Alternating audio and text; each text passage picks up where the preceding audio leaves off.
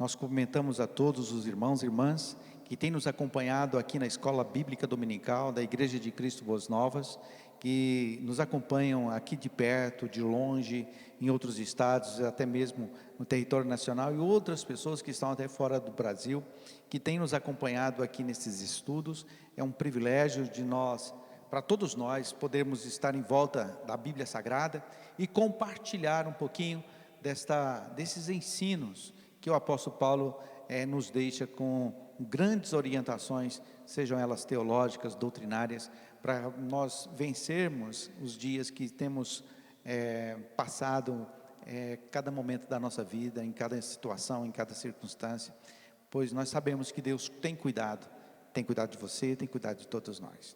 Vemos tempos difíceis, diante desse vírus, muitas pessoas passando por situações complicadas, e nós, em nossas casas, muitos de nós estamos aí dedicando nosso trabalho, nossa profissão, enfim, toda a nossa dedicação para que tudo isso acabe e que voltemos juntos, a nosso trabalho, de uma forma diferenciada, trazendo para o nosso dia a dia o aprendizado de tudo isso.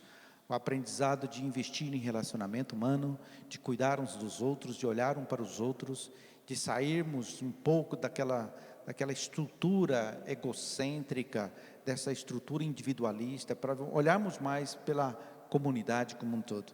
É tão interessante o quanto nós sentimos falta de viver em comunidade, viver em sociedade, de fazer parte de um grupo de pessoas, de ver gente, de passar pelas ruas e ver as pessoas se movimentando, conversando umas com as outras e experimentando a relação humana. A relação humana é fundamental para as nossas vidas, e nós, infelizmente, aprendemos às vezes em situações complicadas, difíceis, como a que estamos vivendo.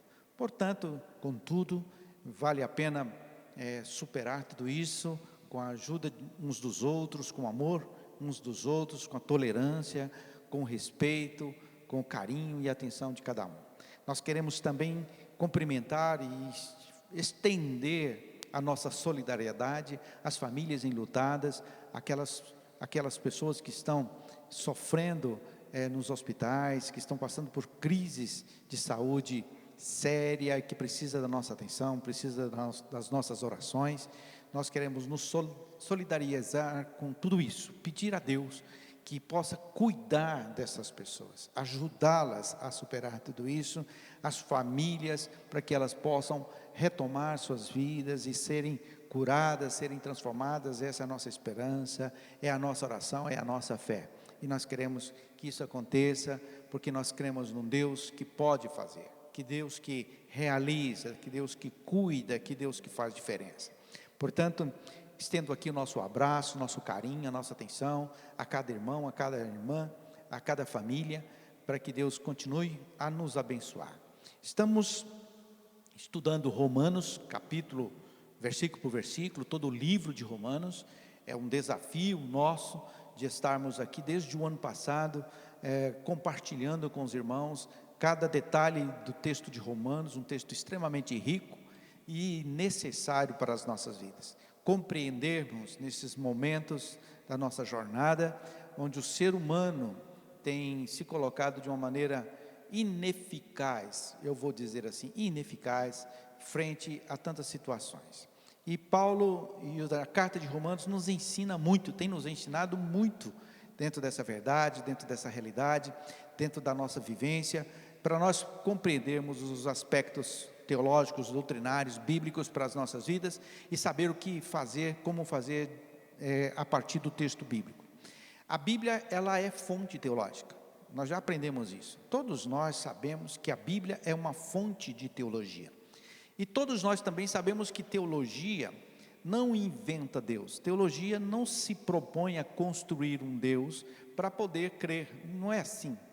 A teologia, ela estuda aquilo que Deus se revela. A teologia se propõe e se encarrega a estudar a revelação de Deus, a manifestação de Deus, como Deus se manifesta ao homem, à humanidade, no decorrer de toda a história da humanidade. Deus vem se mostrando ao homem progressivamente, Deus vem se mostrando ao homem de forma progressiva, e nós precisamos entender como e compreender como Deus se mostra. Essa revelação, ela precisa ser estudada, ela precisa ser compreendida, ela precisa ser analisada, e nós percebemos o quanto de nós precisa ser modificado à luz dessa revelação.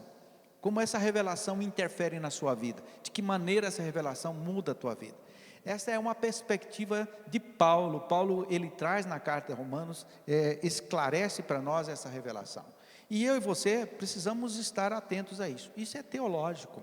Então, quando se fala em questões teológicas, nós estamos buscando aquilo que Deus mostrou a você, e nós vamos compreender essa amostragem, compreender essa revelação e nos adequar a ela, ou não. Cabe você e eu aceitarmos, nos posicionarmos ou não, de forma clara, frente àquilo que Deus está nos dizendo. Nós já aprendemos aqui que Paulo, ele apresenta a identidade dele no capítulo 1, ele diz: eu sou Paulo, sou servo de Jesus. Ele diz: eu sou doulos, eu sou servo, e eu sou chamado, sou separado para o Evangelho. É interessante que Paulo vai apresentar o Evangelho para nós, não como um conteúdo programático, não como aspectos de uma escrita, Evangelho é isso, Evangelho é uma questão teórica, não. Paulo, ele fala que o Evangelho é a própria pessoa de Jesus, a própria pessoa de Yeshua HaMashiach.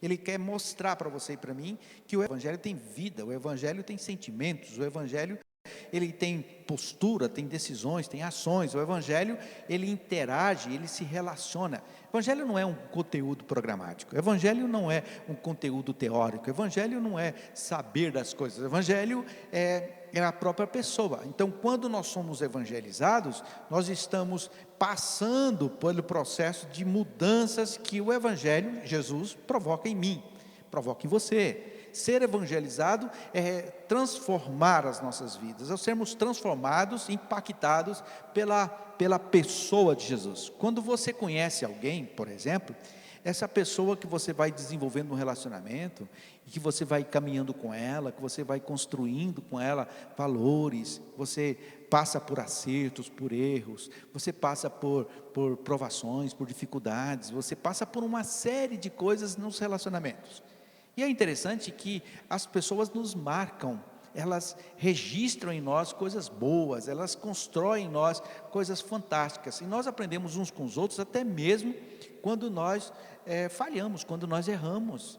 Todos nós passamos por esse processo, mas as pessoas nos marcam, elas registram em nós as suas marcas, elas constroem em nós essas coisas fundamentais para as nossas transformações. Amizades, relacionamentos conjugais, pai, filho, pai, enfim, essas relações que nós temos, elas são muito marcantes, e elas são construídas no dinamismo da vida.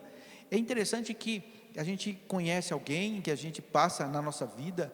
Eu com 56 anos já passei na vida de muitas pessoas, e muitas pessoas passaram na minha vida e deixaram suas marcas, deixaram suas histórias.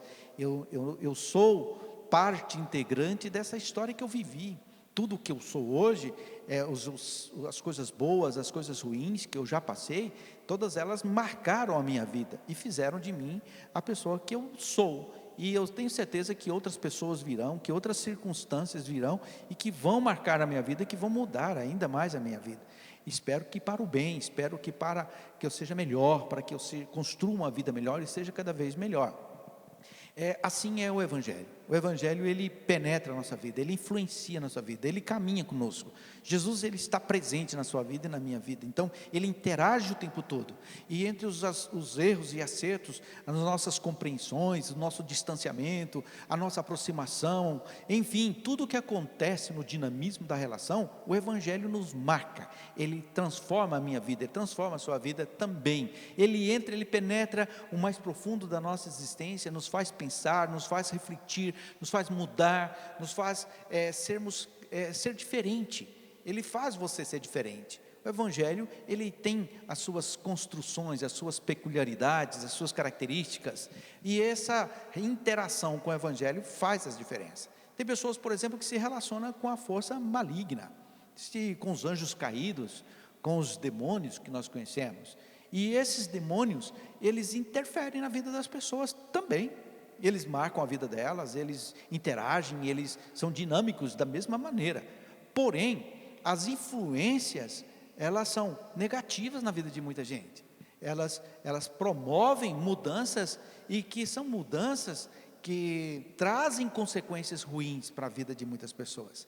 Nós percebemos essas interações quando nós construímos no dinamismo da caminhada. A caminhada nos leva a entender melhor quem verdadeiramente somos. Você precisa caminhar para entender. Paulo nos mostra isso, quando ele nos apresenta o Evangelho, quando ele se apresenta como Paulo, como ele se mostra diante do Evangelho, que mudou a vida dele, que entrou na vida dele, influenciou a vida do apóstolo Paulo, tornou o apóstolo Paulo no homem que ele se tornou, no homem que ele foi na história, no dinamismo que Paulo escreve as suas cartas, escreve o seu compêndio teológico. Ele vem revelando para nós as mudanças que aconteceram na vida dele, e isso é teológico, isso é manifestação de Deus, e eu aprendo a partir daí.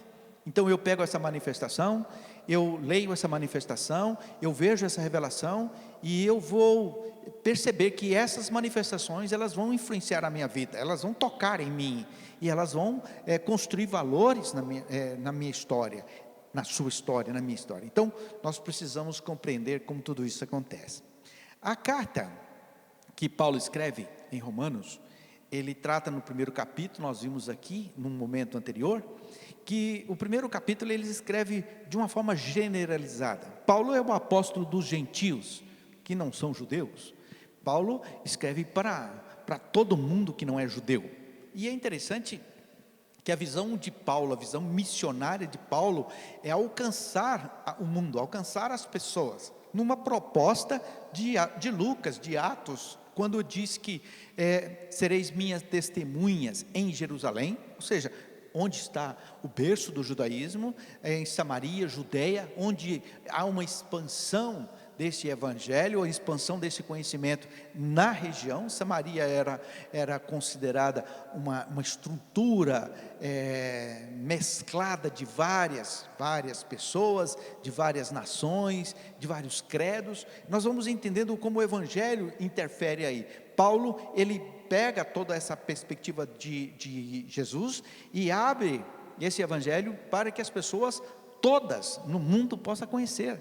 Então Paulo é o apóstolo destes que não são judeus, e o primeiro capítulo ele vai escrever para os não judeus.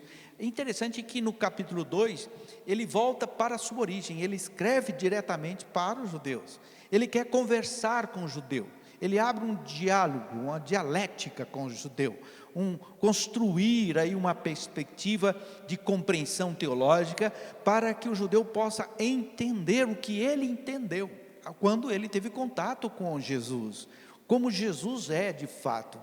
Então Paulo ele se preocupa com o seu povo, que é a sua origem, ele é de origem judaica, e é interessante nós percebermos como ele se importa com isso. E como que ele quer fazer isso? No capítulo 2 ele quer explicar para o judeu que Jesus é tudo aquilo que o Antigo Testamento, toda a história judaica vem falando. Paulo quer que o judeu compreenda a revelação e não a despreze, e não seja indiferente a ela. Então Paulo, ele se encarrega no capítulo 2 de falar ao judeu, e ao ler essas fontes, a ler o capítulo 2, eu e você, hoje, depois de tanto tempo, nós vamos compreender essa realidade, nós vamos entender como tudo isso funciona para a minha vida e para a sua vida, e que Paulo quer falar para nós a respeito de tudo isso. Nós entendemos que Paulo vem trazendo um questionamento, e ele vem falando do juízo de Deus. Aí ele enumera um monte de coisas lá no capítulo 1, principalmente do verso 18 até o verso 32, ele vem traçando ali, esclarecendo umas coisas para todos entenderem. Ele diz, olha, do céu se manifesta a ira de Deus contra toda impiedade humana que detém a verdade pela injustiça.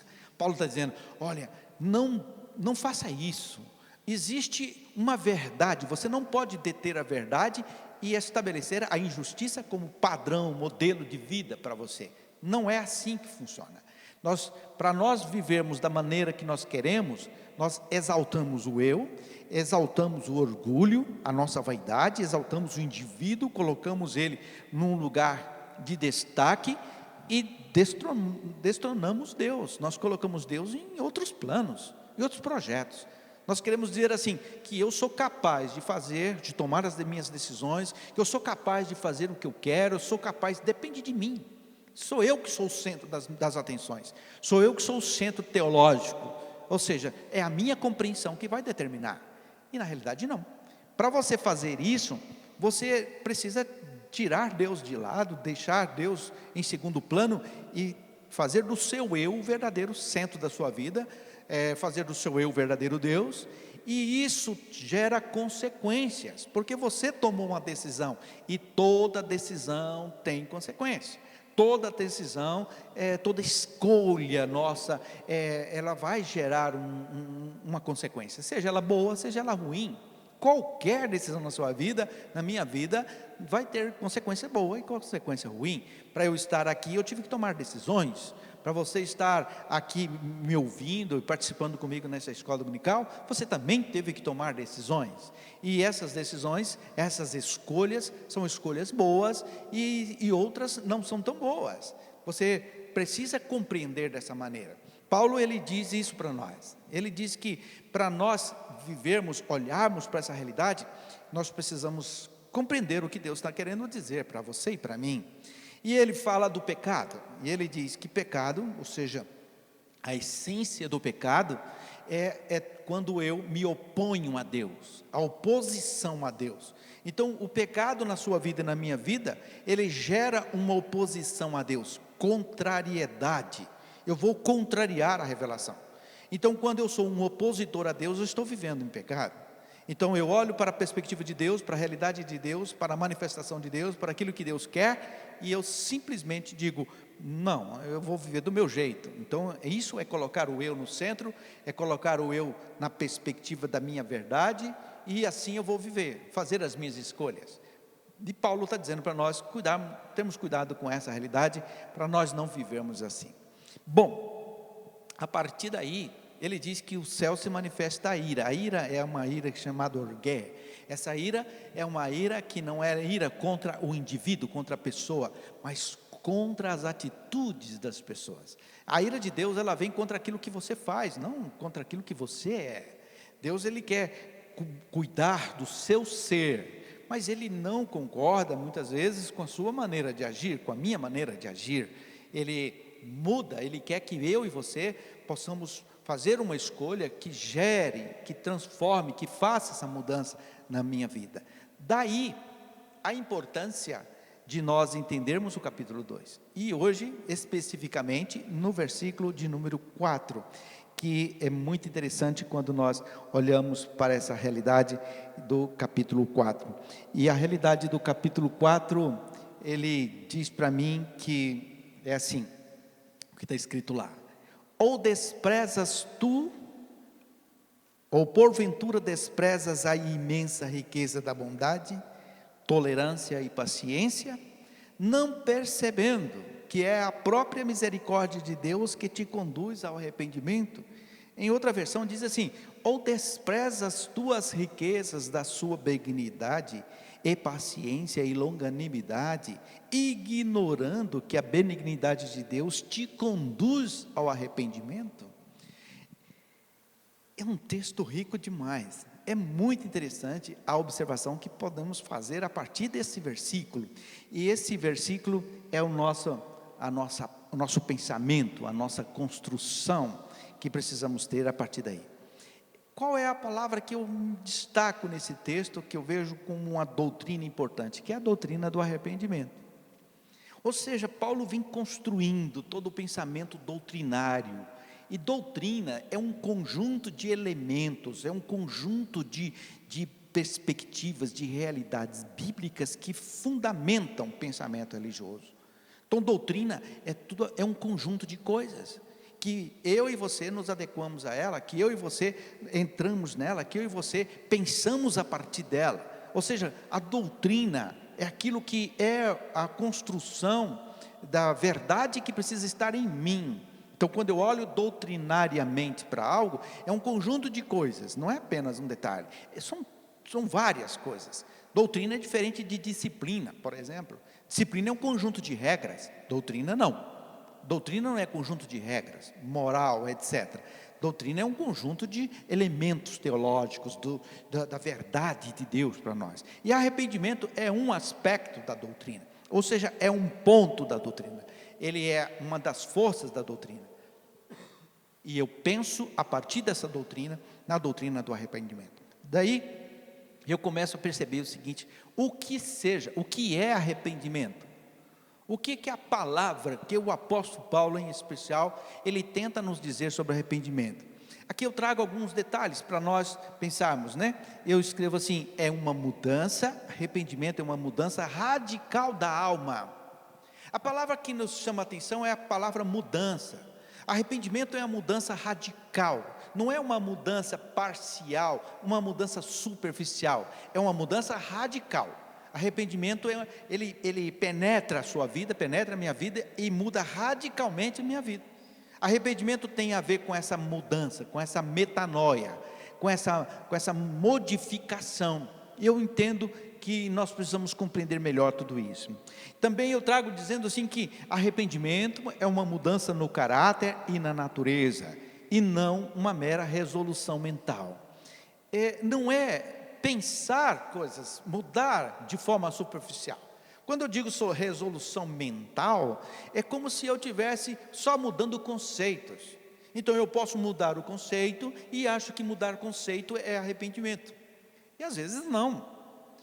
Eu tenho que compreender que só mudar a maneira conceitual de ver as coisas, de entender, compreender de uma maneira diferente, isso pode não significar teologicamente que eu estou dentro da doutrina do arrependimento. Pode simplesmente significar que há uma modificação do conceito que eu estou tendo. Eu posso ter um conceito determinado, e esse conceito pode modificar a minha vida. Se eu olho para a palavra, por exemplo, catanica, o que seja catanica? Eu posso não ter noção do qual é o significado da palavra catanica. Ou seja, então eu não tenho condições nenhuma de avaliar ou de me posicionar frente a algo que eu não sei o que é. O conceito que eu tenho de catanica pode ser totalmente diferente daquilo que a palavra de fato tem a me dizer o que significa. Então eu posso ter conceitos de certas coisas, ideias de como seja, mas não é uma mudança radical. Eu não passei por uma mudança radical.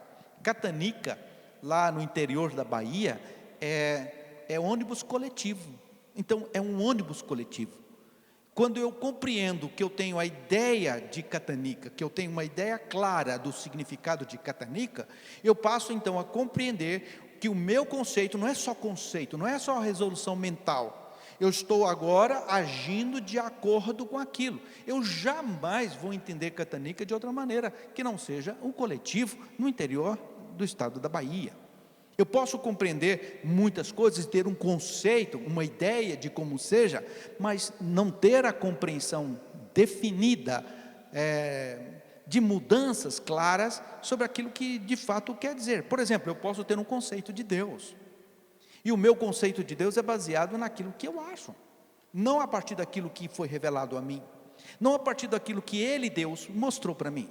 Então, se eu quero conhecer Deus, eu preciso ir à fonte. A fonte é Ele mesmo, é Ele que fala para mim quem Ele é.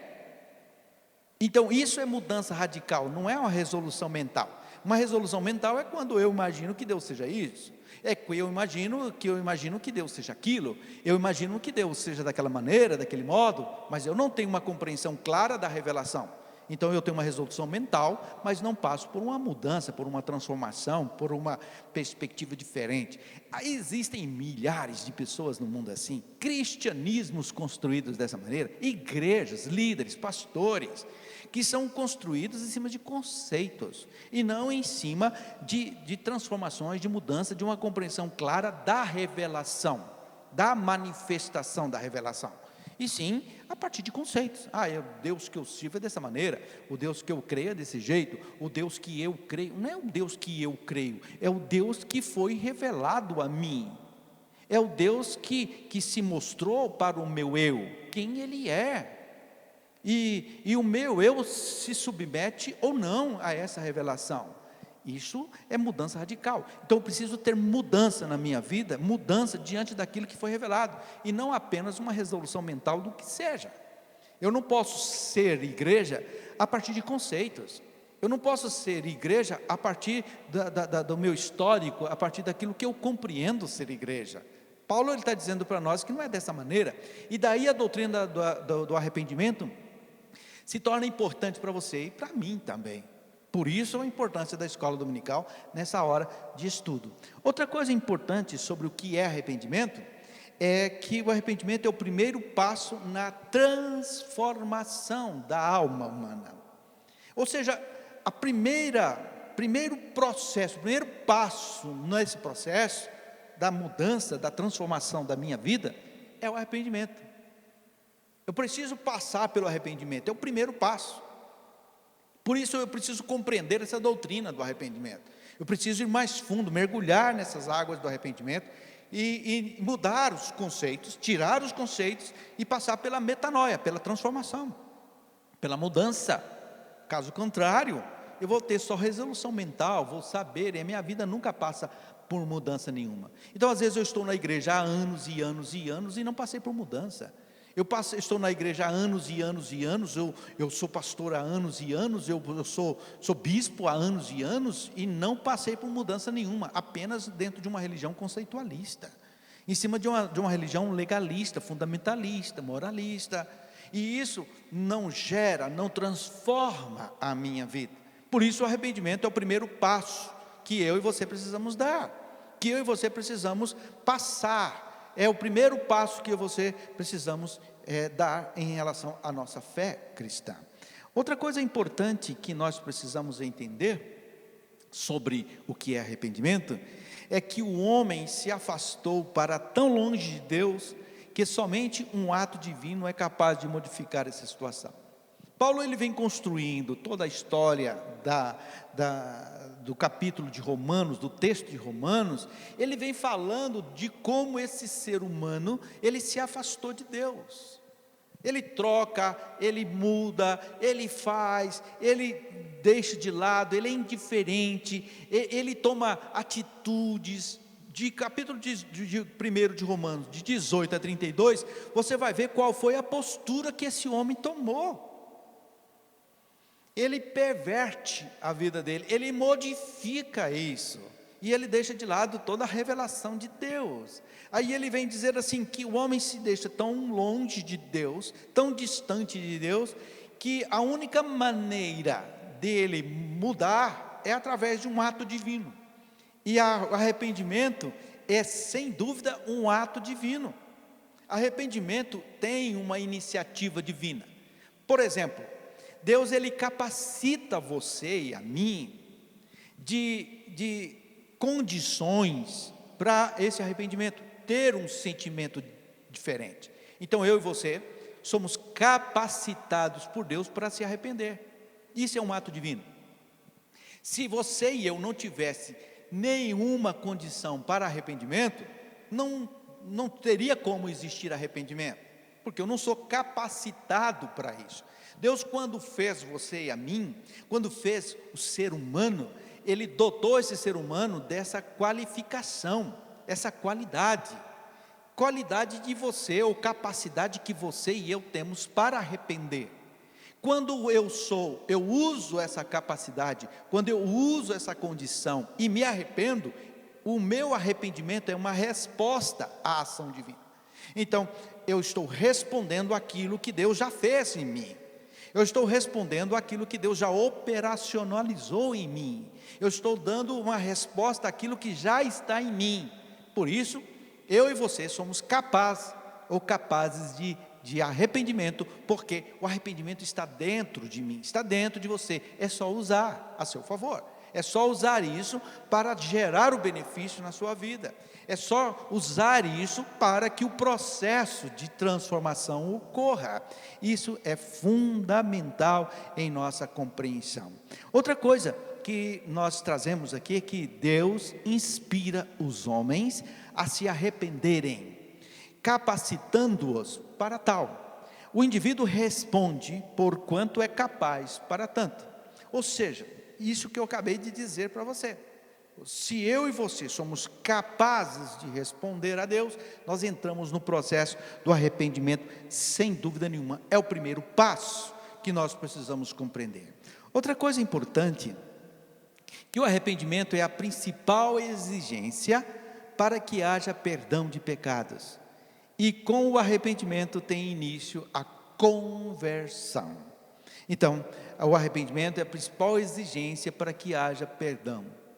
Então, se eu olho para uma vida de uma pessoa, de um indivíduo, que é guiado pelo seu próprio eu, pela sua própria vontade, pelos seus próprios prazeres e desejos, pelas suas próprias escolhas, e eu estou causando em mim, por causa disso, consequências ruins, eu estou tendo resultados negativos, não estou alcançando êxito naquilo que eu planejei, o tempo está passando, eu continuo na mesma situação, ou pior, eu não consegui alcançar aquilo que eu precisava, eu sonhei em me formar, não formei, sonhei em me casar, não casei, sonhei em ter uma família, não tenho, sonhei em ter recursos financeiros, não consigo, sonhei em ser uma pessoa melhor e não sou, sonhei em ser uma pessoa amiga, não consigo ser, sonhei em ser uma pessoa de oração, não consigo ser, sonhei e idealizo um monte de coisas na minha vida, ou seja, o eu está posicionado à frente de tudo, e gerando resultados que eu não estou interessado, ou que não está modificando a minha vida. Então, muitas vezes, eu estou entendendo que a minha situação é uma situação que precisa de mudança, que precisa mudar, e eu faço planos, eu faço projetos, eu faço um monte de coisas e não vejo resposta. Por quê? Porque eu estou fora do processo. Qual o processo, pastor? O processo de transformação radical da minha vida. E o primeiro passo dele é o arrependimento. É isso que Paulo está dizendo ao povo judeu. Vocês precisam se arrepender das escolhas que vocês fizeram. Vocês precisam se arrepender do posicionamento de vocês frente à revelação de Deus. Vocês precisam se arrepender daquilo que vocês estão colocando na vida de vocês como escolha da vida de vocês. Vocês colocaram o eu de vocês acima de Deus. Vocês colocaram o eu de vocês acima de Yahvé. E vocês não podem fazer isso. Vocês não podem. E a característica para essa mudança radical é, sem dúvida alguma, o arrependimento.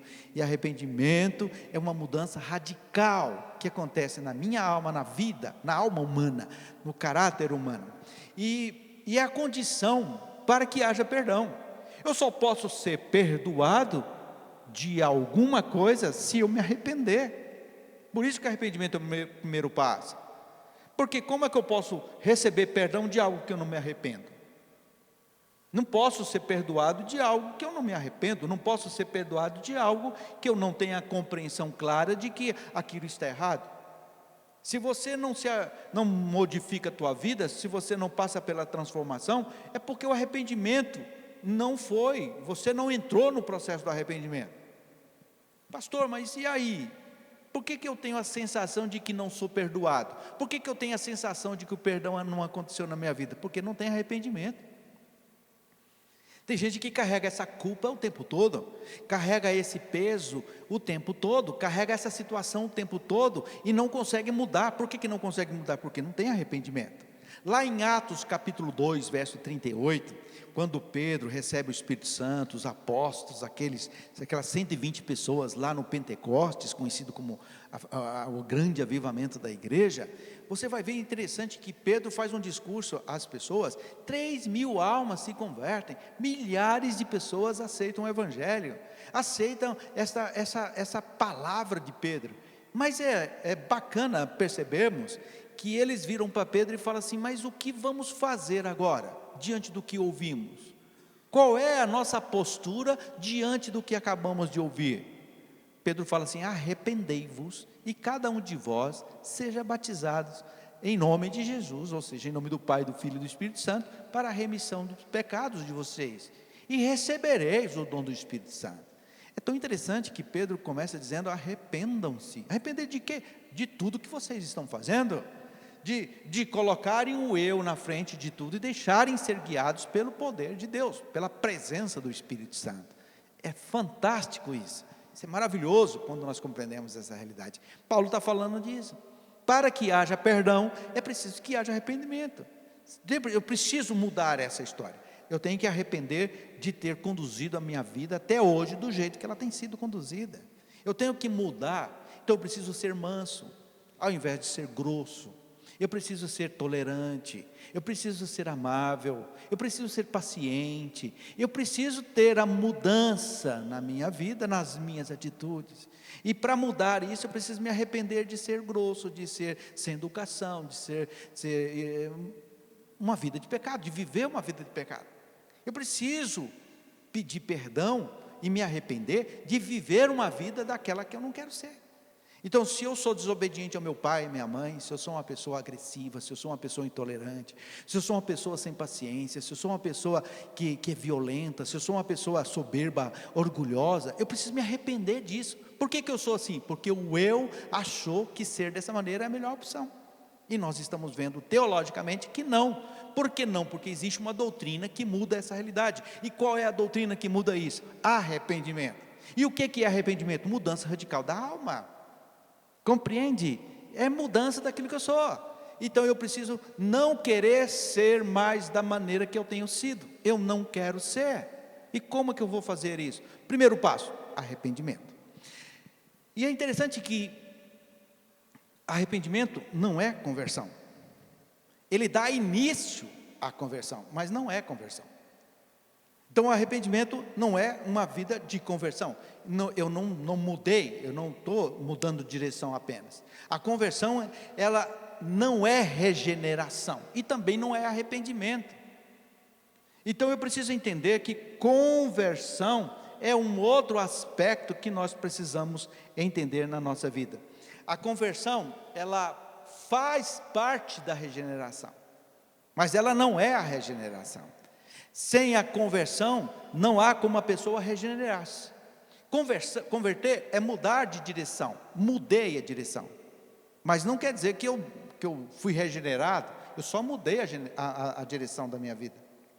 Se eu estava indo para lá, eu me converti, então eu estou indo para lá. Eu mudei de direção. Isso é converter. E converter, o fato de você se converter não quer dizer que você foi regenerado. Você pode se converter e continuar agindo da mesma maneira.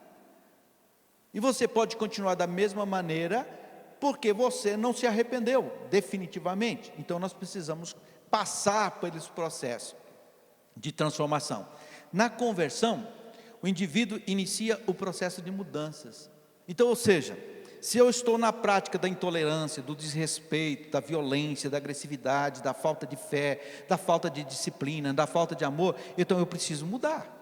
Então agora eu vou então eu vou iniciar um processo, vou iniciar uma mudança, vou iniciar uma nova caminhada, uma dinâmica de jornada, para que a minha vida agora seja assim. Se antes eu não orava nada, agora eu vou começar a orar. Se antes eu não jejuava nada, agora eu vou começar a jejuar. Se antes eu não lia a Bíblia nada, agora eu vou começar a ler. Então se antes eu não compreendia, agora eu vou compreender. Se antes eu não estudava, agora eu vou estudar. Se antes eu não tinha paz, agora eu vou começar a investir nisso. Ou seja, eu vou passar pelo processo da mudança.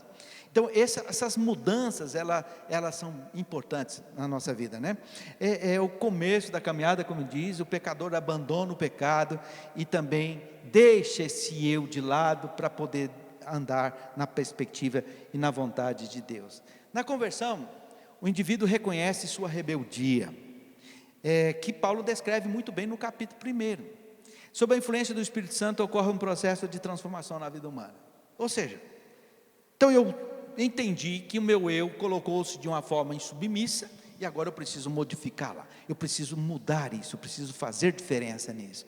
Isso vai fazer uma transformação radical na minha vida. Isso faz com que eu e você possamos compreender uma grande verdade na minha vida e na sua vida. Então, nós compreendemos aqui nesta manhã um pouco, e vamos continuar no próximo domingo, sobre essa doutrina do arrependimento, para nós aprofundarmos mais a nossa conversa, nosso diálogo, a nossa dialética sobre essa doutrina tão importante. Eu espero que você compreendeu, ou tenha compreendido, nesse primeiro momento, o que é arrependimento, e como nós podemos nos posicionar diante dele, como nós podemos passar por essa mudança, essa transformação que está sendo requisitada pela nossa alma, essa transformação que nosso eu, ele está disposto a passar. Então eu e você queremos ser diferentes, eu e você queremos ser transformados, eu e você queremos alcançar essa mudança, e a mudança é o arrependimento, mudar verdadeiramente aquilo que eu sou. Para concluir, eu diria que arrependimento é mudança de pensamento, mudança de sentimento e mudança de atitude. Então, mudança, grave essa palavra, e nós vamos conversar no próximo domingo um pouco mais sobre esse assunto. Que Deus te abençoe ricamente, que Deus te ilumine ricamente, que Deus esteja abençoando a sua vida em todos os aspectos dela, que você seja uma bênção onde quer que você esteja, que neste domingo você tenha um domingo maravilhoso, um domingo de bênção, um domingo de paz, e um domingo cheio do poder do Espírito Santo, e cheio de mudanças. Começa hoje as mudanças que a tua alma anseia. Um grande abraço, fique com Deus, que Deus te abençoe.